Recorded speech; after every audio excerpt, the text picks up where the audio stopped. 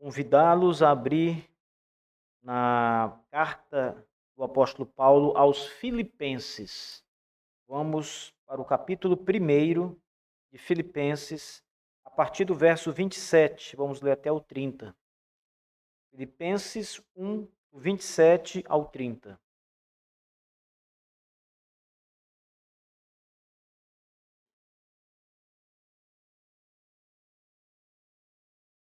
Diz assim a Escritura, irmãos, ouçam, mantenham a Bíblia sempre aberta em Filipenses. Que a vossa conversa seja digna conforme o Evangelho de Cristo, para que quer vá e vos veja, quer esteja ausente, ouça acerca de vós que estáis no mesmo Espírito, com uma só mente, combatendo juntamente pela fé do Evangelho. Em nada vos aterrorizeis pelos vossos adversários, o que para eles, na verdade, é indício de perdição, mas para vós de salvação, isto de Deus. Porque a vós vos foi concedido em relação a Cristo, não somente crer nele, mas também sofrer por ele, tendo o mesmo conflito que já tendes visto em mim, e agora ouvis estar em mim. Amém. Senhor, Deus Todo-Poderoso e Pai do nosso Salvador Jesus, Senhor, nos achegamos a Ti em oração, pedindo ao Senhor que nos ajude com a pregação da Tua palavra. Pedindo ao Senhor Deus que fale ao nosso coração agora, transmitindo, Senhor Deus, todas as verdades, todas as coisas que o Senhor quer que ouçamos e aprendamos nesta noite para a Tua glória e o Teu louvor. Senhor, te compadeça de nós, Pai, e nos ajude a viver o Evangelho do modo digno do Evangelho, como Paulo orienta aos Filipenses nesta passagem. Senhor, esteja conosco não apenas agora, mas ao longo de toda a nossa vida, neste mundo tenebroso e caído, que o Senhor esteja conosco para nos abençoar e nos ajudar a viver conforme a palavra do Senhor. Então nos ensina, Senhor Deus, essa noite. Em nome de Jesus nós te pedimos. Amém. Essa carta do apóstolo Paulo foi escrita da prisão. Paulo ele estava preso quando escreve a carta e envia aos irmãos na cidade de Filipos. É por isso que no começo dessa carta, o apóstolo Paulo, aqui logo nas primeiras partes do capítulo 1, Paulo vai falar muitas coisas logo depois da saudação que ele faz aos filipenses. Uma das coisas que Paulo diz é que ele preferia morrer e estar com Cristo, porque estar com Cristo é bem melhor do que estar vivo nesse mundo, segundo as palavras de Paulo. E Paulo não diz isso apenas pelo fato de que estava preso naquele momento. Ele diz isso porque verdadeiramente estar com Cristo na glória dos céus é bem melhor do que a vida de qualquer rei aqui na terra. Estar com Cristo é incomparavelmente melhor, diz o apóstolo Paulo. E então, Paulo, ele também começa a traçar uma espécie de histórico da sua vida como perseguido de Cristo, por causa de Cristo. Paulo, ele vai apontando, irmãos, várias coisas, várias das suas prisões, várias perseguições que ele teve que suportar e até hoje suportava, ele diz na carta, por causa do Evangelho de Cristo, por causa da palavra de Deus, para anunciar o nome do nosso Senhor.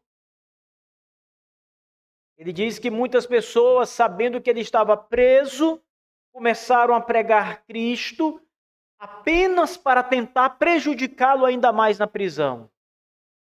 Paulo diz, alguns pregavam com sinceridade, mas outros pregavam com outros interesses, isto é, anunciavam Jesus para que algum tipo de tumulto acontecesse e alguém então dissesse, quem é o promotor dessas ideias? Um dos maiores é aquele que está preso, Paulo, para que Paulo fosse ainda mais duramente castigado. Mas ele diz nos versos 18, mas o que importa?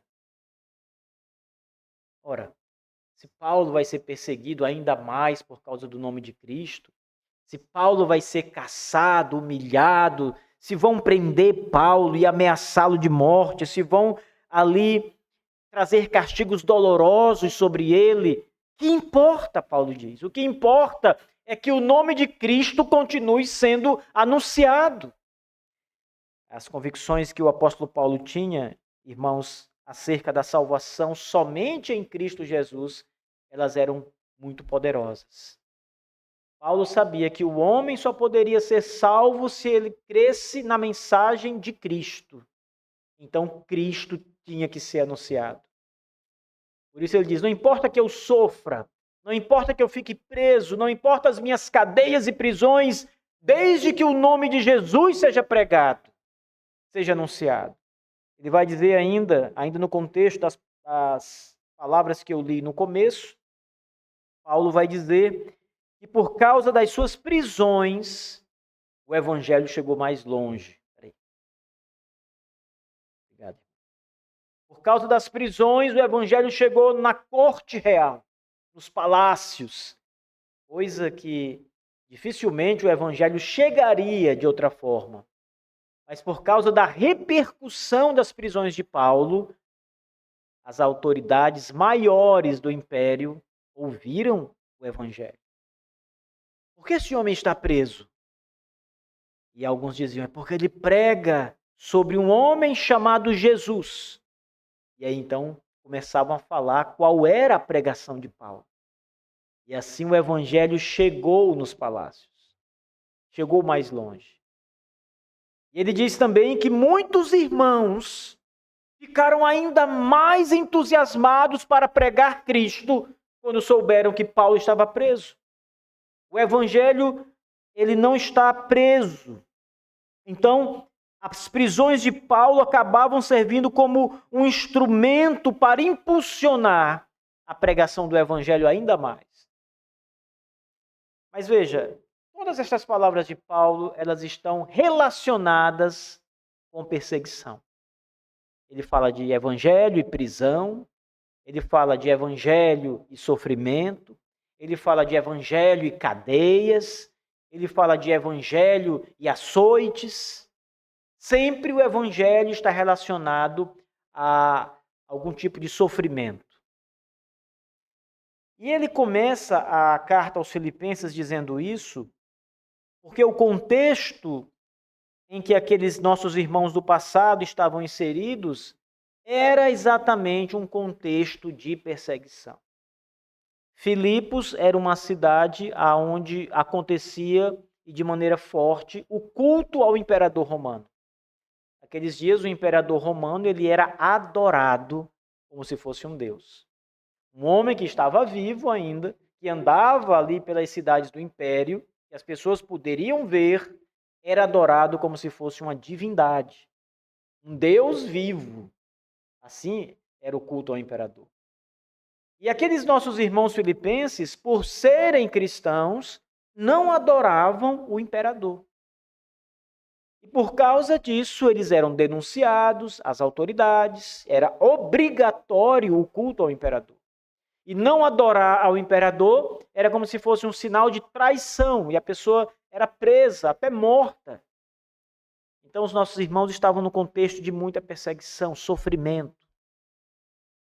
Paulo também está sofrendo, porque ele está preso naquele momento. Ele escreve a carta da prisão para pessoas que estão passando por sofrimentos parecidos com o dele. Muitos cristãos daquela igreja presos também. Então, o evangelho aqui, ele está num contexto de muito sofrimento. O verso 27, aonde começa a leitura, a instrução dessa noite, Paulo traz algumas exortações àqueles irmãos. Ele diz: que a vossa conversa seja digna conforme o evangelho de Cristo. A primeira exortação de Paulo àqueles irmãos é que o proceder deles, a maneira como eles estavam vivendo, deveriam viver naquela cidade, no meio das pessoas que não eram cristãos e no meio dos cristãos, o proceder deles deveria ser digno do Evangelho. A expressão que Paulo usa, irmãos, de proceder, é uma expressão que é usada para cidadãos. Em outras palavras, se você é brasileiro, por exemplo, você deve viver como um cidadão brasileiro. Então, quando Paulo diz que os cristãos de Filipos deveriam viver conforme o Evangelho, ele estava dizendo que eles deveriam viver como cidadãos do Evangelho. Como o Evangelho. Em outras palavras, Paulo está dizendo que os nossos irmãos em Filipos, apesar de estarem sofrendo todas as perseguições possíveis, deveriam se comportar como cidadãos crentes em Cristo Jesus. Comportar-se como cidadãos do Evangelho. Na hora da perseguição e da dor, irmãos, geralmente as pessoas amolecem um pouco, não é? Você está aqui com a marra grande, sabe? Não tem ninguém te ameaçando e você está ali marrento. Mas quando chega ali uma ameaça, você acalma o ânimo, né? Você não tem mais aquela marra toda, você já não tem mais aquela bravura inicial, você não diz mais aquelas palavras que você teme. Então você já olha bem o que vai dizer, você já tem cuidado, você já não diz algumas coisas. E o que Paulo está dizendo, irmãos, é que nós nunca devemos perder a nossa identidade como cidadãos do Evangelho, mesmo em meio à perseguição. Veja, Paulo não estava dizendo para os irmãos provocarem perseguição. Ele não estava dizendo para os irmãos desafiarem as autoridades romanas do império. Ele estava dizendo que eles deviam viver em qualquer ocasião, em qualquer situação, como cidadãos do Evangelho. Ter uma vida digna do Evangelho, como cidadãos do Evangelho. O que significava certamente não adorar o imperador. Continuem nesta postura, é o que Paulo está dizendo. Mas na sua vida cotidiana, também vivam de modo digno do Evangelho. Então, essa correção do apóstolo Paulo, no verso 17, esta exortação é para que aqueles nossos irmãos do passado vivam em conformidade com a palavra de Deus. Não negociem, não amoleçam por causa da perseguição que estava ali fervendo perto deles, mas que eles se mantivessem de pé, firmes, com a sua fé totalmente repousando sobre Jesus Cristo, sem negociar os valores cristãos. Agora nós estamos vivendo o momento do carnaval no Brasil. Todos nós sabemos o que é o carnaval e a devassidão e a imoralidade e como o carnaval ele é tudo que afronta a Deus. Tudo que afronta a Deus está ali. Tudo que Deus abomina e odeia está no carnaval.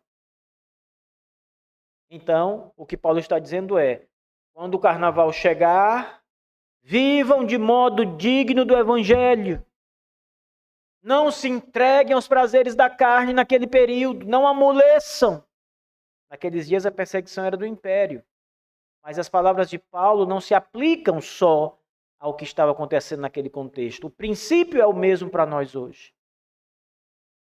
Em qualquer ocasião, irmão, seja na perseguição, seja diante de uma tentação, de uma festa carnal e imoral, ou de qualquer outra coisa que surja diante de nós, a palavra é: vivam de modo digno do Evangelho de Cristo.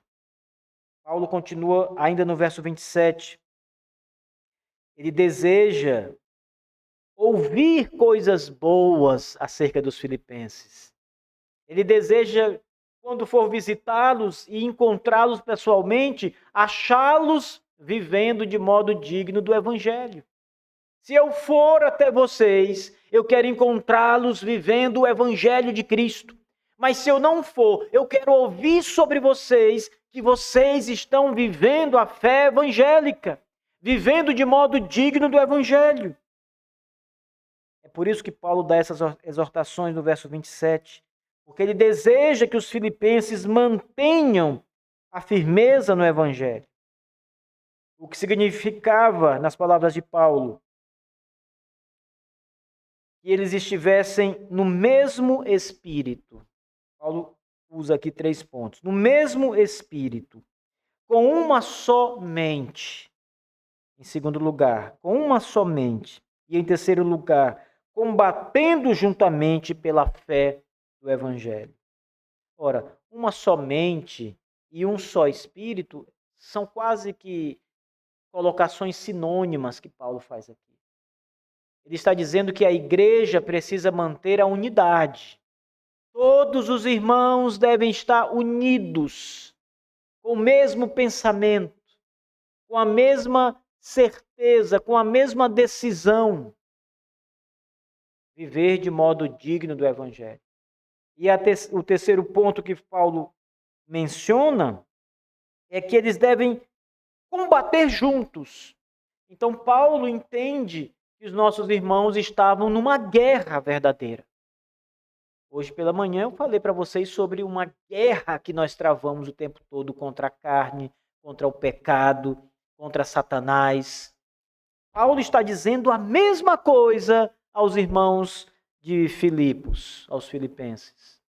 Ele está dizendo que eles estão em guerra. Veja, no final do verso 27, combatendo juntamente pela fé do evangelho. A expressão combatendo é a expressão de homens que estão no combate, na guerra. É uma expressão militar.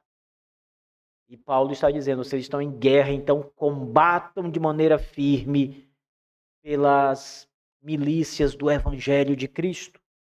Combatendo juntamente pela fé do evangelho. Toda a igreja junta, reunida, toda a igreja com uma mesma mente, toda a igreja com o mesmo espírito, toda a igreja envolvida na mesma guerra, toda a igreja combatendo juntos como um batalhão pela fé do evangelho. Aqui, irmãos, é preciso levar em conta um outro ponto importante que Paulo está nos apresentando. Porque ele começa o verso 27 dizendo que os irmãos precisam estar firmes e viver de conformidade com o evangelho. Então ele está falando de uma postura de vida. Viver de conformidade com o evangelho. Mas ele termina o verso 27 dizendo que toda a igreja junta deve combater pela fé do evangelho. Então, devemos viver uma vida espelhada no evangelho e ao mesmo tempo combater pelas verdades do evangelho. Pela fé evangélica. Aqui Paulo já muda para a doutrina. Na primeira parte ele diz: vivam suas vidas de acordo com o evangelho. E na segunda ele diz: guardem e combatam pela sã doutrina, para que o evangelho não seja maculado. Parece que as palavras de Paulo estão deslocadas, mas não estão. Porque se o evangelho for alterado, ou seja, se a doutrina for modificada, se entrar um novo ensino no lugar do ensino do evangelho, esse novo ensino vai refletir na nossa vida, na nossa postura. Então, se o novo evangelho entrar e a palavra for viva de modo digno do evangelho, esse novo evangelho é um outro evangelho, um falso evangelho, e certamente o ensino moral dele será um ensino diferente do ensino do verdadeiro evangelho. Então, as coisas estão relacionadas aqui. Paulo diz: vivam de acordo com o evangelho e lutem para que ele não seja de maneira nenhuma corrompido, para que ele não seja maculado. Tenham uma mesma mente e combatam juntos pela fé do evangelho. Essa é a primeira parte das orientações do apóstolo Paulo aos filipenses num momento e num contexto de perseguição. A igreja, em qualquer situação difícil, deve continuar vivendo de acordo com o Evangelho, e ela deve lutar pela fé evangélica, pela sã doutrina, em qualquer situação. Lembrem, o culto ao imperador não mudava apenas o comportamento dos cristãos, mas mudava a doutrina, porque seria adorar um outro Deus. E isso era corromper o evangelho. Então, adorar o imperador significava mudar o estilo de vida do evangelho e mudar o ensino do evangelho. Então, Paulo não está fora de tempo aqui, ele está falando exatamente aquilo que era a realidade naquele momento para os filipenses.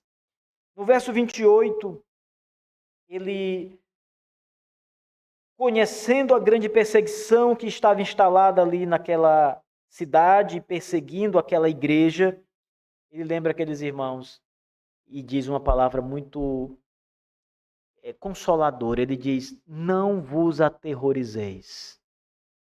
Isso deve nos fazer pensar, irmãos, quão dura era a perseguição naqueles dias.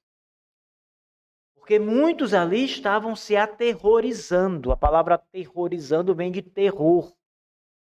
Você já foi olhar lá no streaming que você assiste, tem lá as opções de gênero de filmes, né? Aventura, drama, suspense, terror. Então, a palavra aterrorizar, ela vem de terror, fazer terror às pessoas. E esse terror, ele era oriundo das grandes perseguições.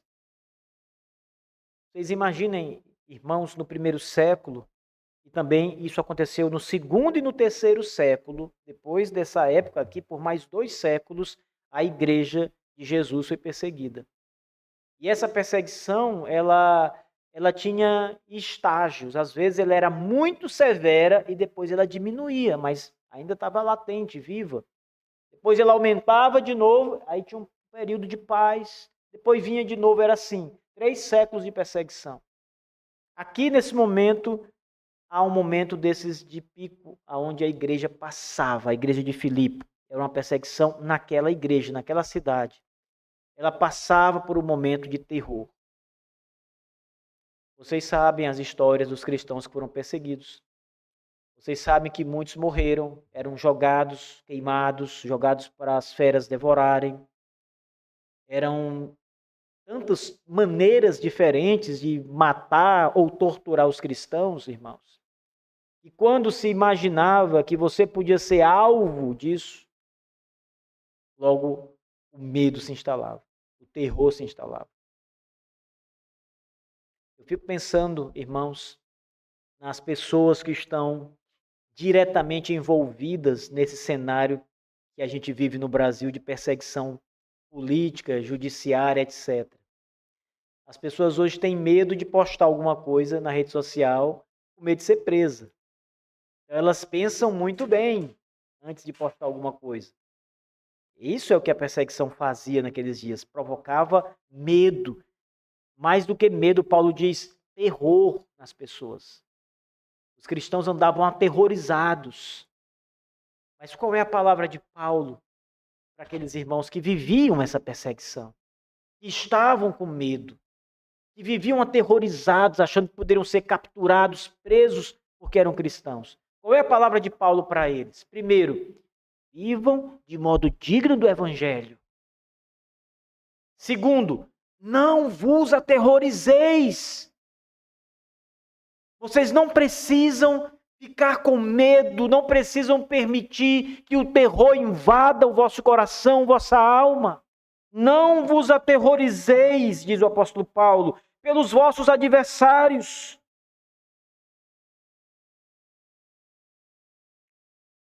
Os adversários estavam ali, sedentos para capturar os cristãos. Talvez Paulo tenha lembrado dele mesmo, porque conforme Atos dos Apóstolos, capítulo 9, a conversão de Paulo, ele estava indo para a cidade de Damasco com cartas autorizando ele a capturar cristãos. Então ele estava ali saindo para Damasco para capturar, prender cristãos e até matar cristãos. Quando Estevão foi morto, a Bíblia diz que ele foi morto aos pés de Saulo. Saulo concordava, ele permitiu que Estevão fosse apedrejado até a morte. Concordou, podem matá-lo. Então Paulo sabia exatamente o que os cristãos estavam passando, o que os perseguidores eram capazes de fazer. Mas a palavra dele é: não tenham medo, não deixem o terror dominar o vosso coração. Não vos aterrorizeis pelos vossos adversários, o que para eles, na verdade, é o indício de perdição. Paulo está dizendo que a perseguição promovida por aqueles homens contra a igreja de Cristo só mostrava que eles eram homens perdidos. Era, na verdade, uma revelação de que eles não eram eleitos de Deus, que eram perdidos. Mas para os perseguidos, que eram perseguidos por causa do Evangelho, era um indício contrário, era um indício de salvação. Então Paulo diz: não vos aterrorizeis pelos vossos adversários, o que para eles, na verdade, é indício de perdição, para vós é indício de salvação, e isto de Deus, da parte de Deus.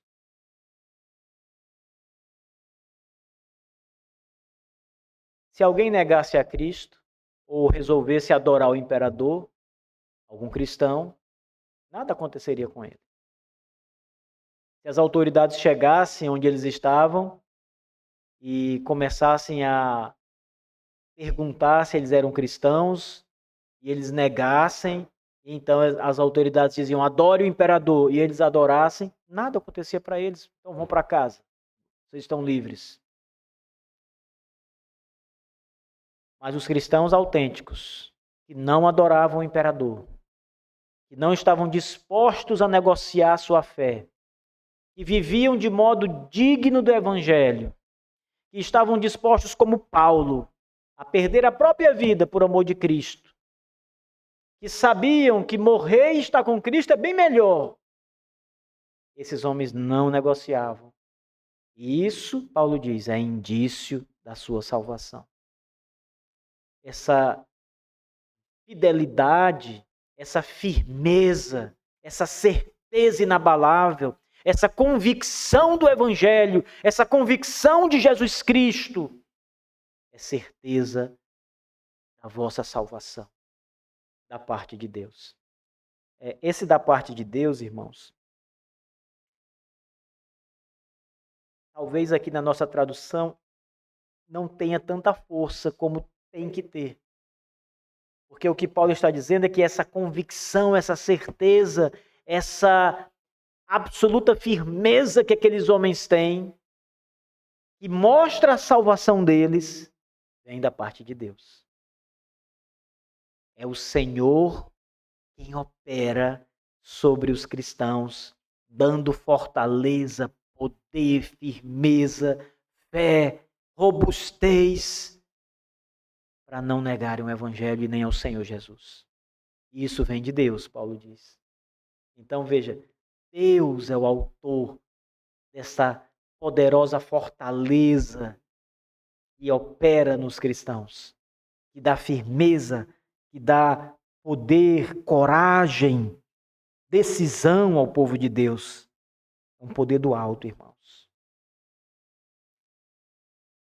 Você sabe que na história da igreja, nesses tempos de perseguição, nesses 3 séculos de perseguição, houve um momento em que muitos cristãos, muitos nunca negaram a Jesus, mas muitos negaram e escaparam da morte. Depois, estes muitos que escaparam da morte, voltaram para a igreja e disseram: nós só negamos a Jesus ali, não foi de verdade, foi uma mentira nossa, nós ainda amamos Jesus, mas para não morrer, era uma estratégia da nossa parte negar. E houve reunião para saber se a igreja deveria aceitar essas pessoas de volta ou não. E muitos não aceitaram. A apostasia eles consideraram. Um verdadeiro cristão não nega o seu Senhor em nenhuma situação. E ficou assim, alguns reconheceram, não, eles estavam ameaçados, ok, recebamos de volta, eles estão confessando Jesus. E outros diziam, de jeito nenhum. Veja, Paulo não está dizendo, entrando nesse conflito, ele só está dizendo aqui que esse poder para permanecer firme, ele é um poder do alto, que vem de Deus, e é também um indício da salvação deles. Se você é fiel em qualquer situação, isso é uma prova de que você é verdadeiramente uma pessoa salva por Jesus Cristo. Salva pelo Senhor. Quantas vezes você já teve situações adversas na vida em que a sua fé foi colocada em xeque? Que você pensa assim, um cristão não faz isso. Só consigo mesmo você pensa, se eu fizer isso, eu sei que eu estou errado. Mas se eu fizer, vai ser bom, por um outro lado, eu vou ganhar alguma coisa. Então, quantas vezes a sua fé foi colocada em xeque em coisas pequenas? Em coisas grandes como essa aqui, irmãos, é que a fé, ela é verdadeiramente provada.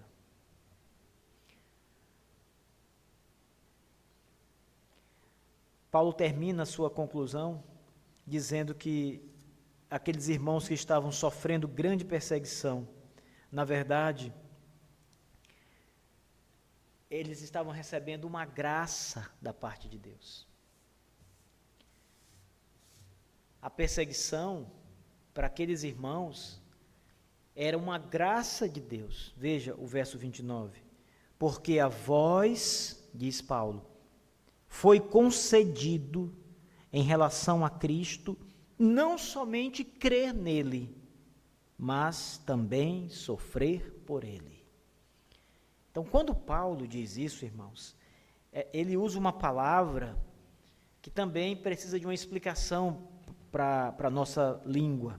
A palavra concedido aqui, ela no original vem da raiz da palavra graça.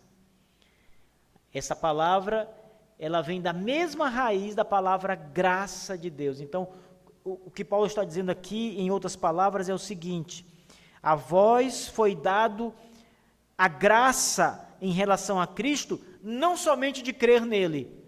Todos nós sabemos que crer em Cristo é uma graça de Deus que nos é concedida. A fé é dom de Deus, dádiva, graça.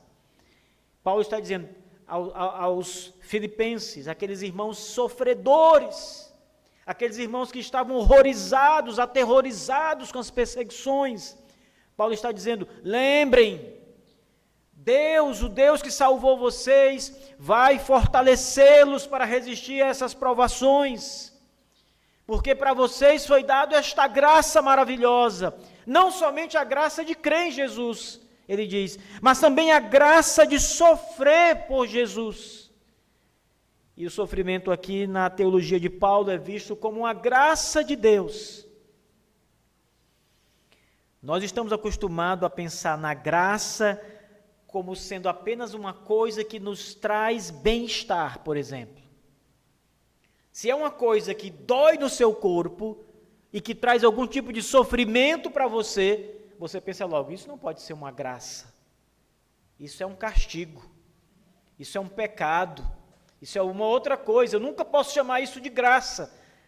Mas aqui Paulo está dizendo que sofrer pelo Evangelho de Jesus é uma graça que Deus concede a alguns. Essa mesma linguagem o apóstolo Pedro vai usar em uma de suas cartas. Ele vai dizer quase a mesma coisa que Paulo diz aqui com as mesmas palavras, quase com as mesmas palavras, que sofrer pelo Evangelho é uma graça de Deus, é um dom de Deus, é um privilégio dos cristãos. Isso deve nos fazer olhar para o sofrimento por causa do Evangelho de outra maneira, irmãos. Com outra perspectiva.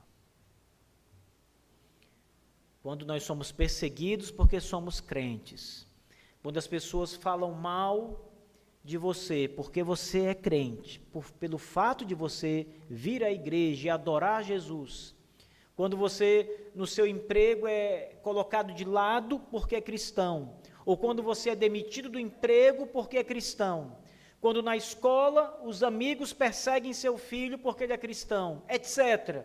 Toda e qualquer perseguição por causa do evangelho, veja, ela é dolorosa. Aqueles irmãos estavam aterrorizados, com medo do sofrimento que a perseguição trazia. Então ela não é prazerosa. Paulo não está dizendo que a perseguição é prazerosa. Ele está dizendo que ela é um sofrimento gracioso. Ele está dizendo que sofrer por causa de Cristo é uma graça concedida por Deus, pelo Senhor. E nós devemos olhar para a perseguição dessa forma. As palavras de Pedro são o seguinte: quando vier toda a perseguição sobre vós, por causa do Evangelho, alegrai-vos. Pedro diz, alegrai-vos. O que é isso que Pedro está dizendo? Se alegrar com a perseguição chegando. É porque Pedro tem a perspectiva de Paulo.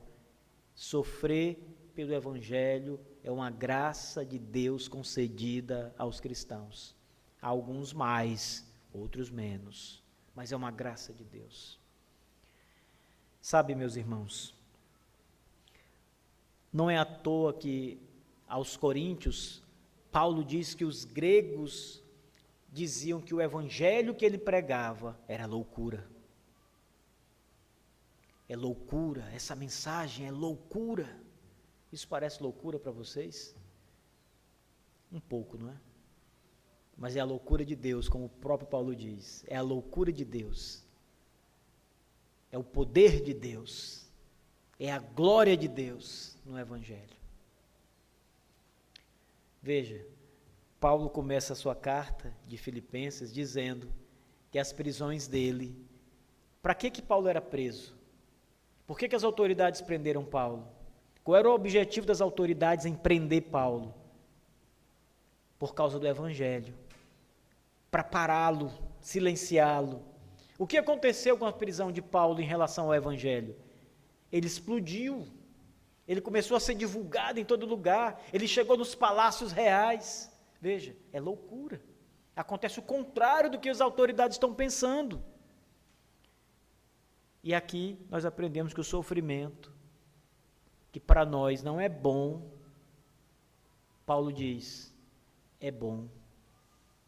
Não é bom porque é prazeroso, mas é bom porque não só glorifica a Deus, mas permite que o cristão participe dos sofrimentos de Cristo Jesus.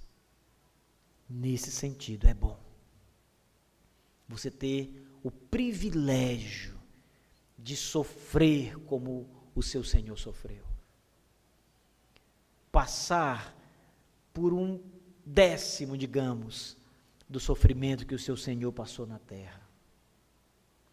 Quando Pedro foi ser crucificado, diz a tradição cristã, a morte dele, a sentença dele foi morrer do mesmo jeito que o Senhor dele morreu. Ou seja, era uma forma sarcástica de matá-lo. Você gosta tanto de Jesus, não é? Porque você vai morrer igual ele, na cruz. E sabe o que Pedro disse? Eu não sou digno de morrer como meu Senhor. Eu quero ser crucificado de cabeça para baixo. Eu não quero ficar na mesma posição que o meu Senhor. Então, irmãos, esse sofrimento que causa terror em muitos homens deve ser recebido por nós de maneira diferente. Não vos aterrorizeis, é a palavra de Paulo aos Filipenses. Porque sofrer por causa de Cristo, pelo nome de Cristo, significa participar dos sofrimentos de Cristo. E ele termina o verso 30, lembrando aqueles irmãos. Porque alguém pode dizer o seguinte, ele está dizendo essas coisas porque ele não está passando por sofrimento. É muito fácil escrever uma carta para um povo sofredor e ficar dizendo, olha, sejam firmes, aguentem em nome de Jesus. Seria fácil isso, não é? Mas olha o que ele diz no verso 30. Tendo o mesmo conflito que já tendes visto em mim, e agora ouvis está em mim. Paulo está dizendo duas coisas aqui. Primeiro ele está dizendo, vocês sabem, já ouviram muito de quantas perseguições eu sofri por causa do Evangelho de Jesus.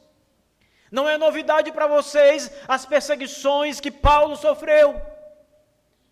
Vocês receberam as notícias de quantas vezes fui apedrejado, perseguido por causa do nome de Jesus. Não é novidade, eu não estou dizendo isso de maneira que eu não vivo isso. E mais, ele diz, agora mesmo vocês sabem que eu estou sofrendo. Ele estava preso. Agora mesmo eu estou em prisão. Então Paulo não está falando algo que ele não tem experiência própria. Ele não está falando algo como alguém que nunca vivenciou estas coisas, como alguém distante. Ele fala como alguém que está inteiramente inserido nessa vida, nessa perseguição, que vive a perseguição diariamente. É um apóstolo de Jesus, é um pregador do Evangelho aos gentios. Dos 12 apóstolos, irmãos, Paulo está, com exceção de Judas Iscariotes, considerando ele um dos 12, Paulo como sendo um dos 12, depois de Judas, ele está entre os cristãos apóstolos que mais foram perseguidos. Então ele sabe do que fala. A lição aqui, meus irmãos, é uma apenas. Sofrimento faz parte da vida do cristão. Eu estou me referindo ao sofrimento pelo Evangelho, por causa do Evangelho. Não estou falando de um sofrimento por outros motivos. Nós sofremos por outras razões também.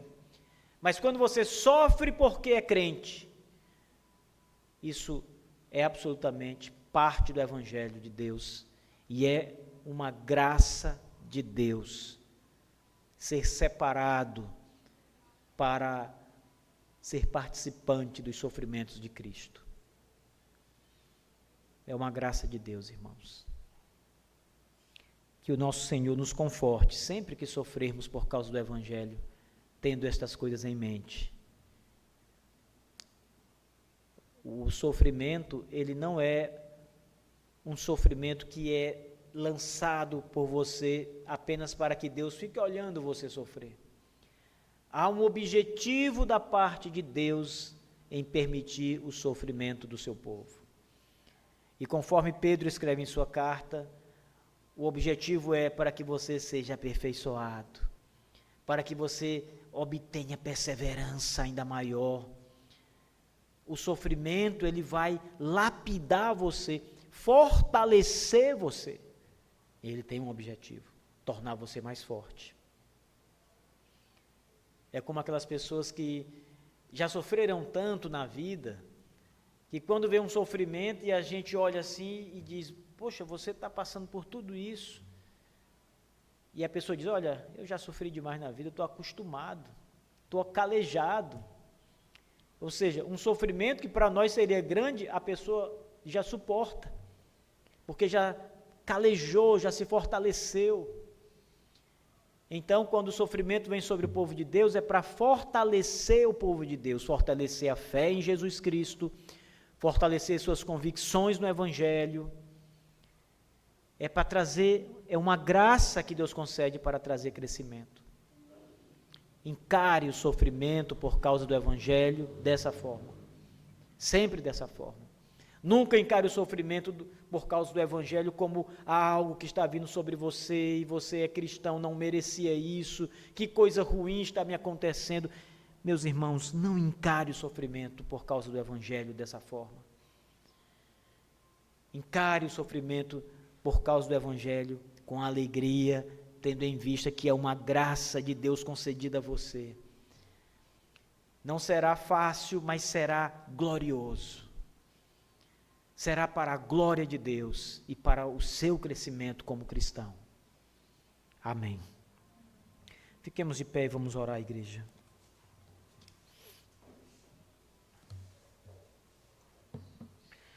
Nosso Senhor, nós te damos graças por essa noite, pelo culto que agora realizamos a Ti, Senhor Deus. Oramos, entregamos nossos corações ao Senhor, confessamos os nossos pecados e pedimos perdão ao Senhor. Ouvimos, Deus, Tua palavra maravilhosa, somos ensinados pelo Espírito Santo e agora, nosso Deus, ouvimos a Tua palavra pregada, que ela seja um guia seguro para nós, Senhor Deus. Que a Tua palavra nos ajude, Senhor, a encarar as coisas neste mundo, mesmo o sofrimento por causa de Cristo, com outra perspectiva, com outro olhar. E que em nossos sofrimentos por causa do Evangelho, o nome de Jesus seja engrandecido e glorificado. É o que nós te pedimos, Senhor Deus. Fortalece o Teu povo, guarda-nos do mal, Senhor. Nos dá, nosso Deus, sabedoria, prudência, e que em tudo o Teu nome seja glorificado. Em nome de Jesus. Amém.